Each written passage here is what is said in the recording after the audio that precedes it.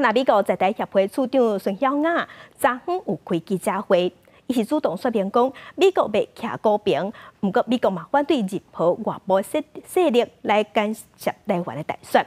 另外，最近 AIT 想要伫内湖找地，要扩大建物，不过有引起争议。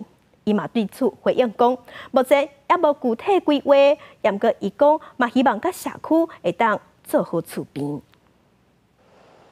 美国在台协会台北办事处按算要伫内湖区扩建，准备投入附近差不多2.7公顷的土地，引起大家讨论。嘛去用质疑是有军事用途，或者是铁桥。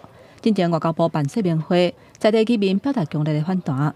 AIT 处长孙晓雅19举行上任了后第3届记者会，头一届回应，讲目前也无具体计划。We want to be a good neighbor.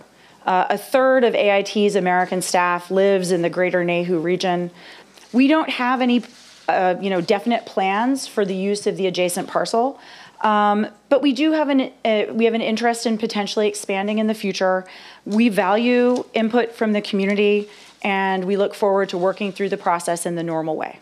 那副总统赖清德就要过境美国，孙晓雅讲这是按英规例，中国无应该用这做理由来起诉。今嘛拄好是总统大选的期间，美国的态度嘛引起大家关注。孙晓雅伫记者会主动强调讲，美国袂选边徛，嘛反对任何外部势力的介入。We don't scold them or tell them you should do this or you should do that, but because, like I said earlier, we don't support one or the other. We don't have a vote in the election.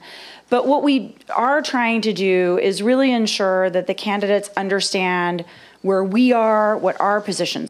孙晓雅强调讲 ，AIT 的4大目标支持台湾的自我防卫能力。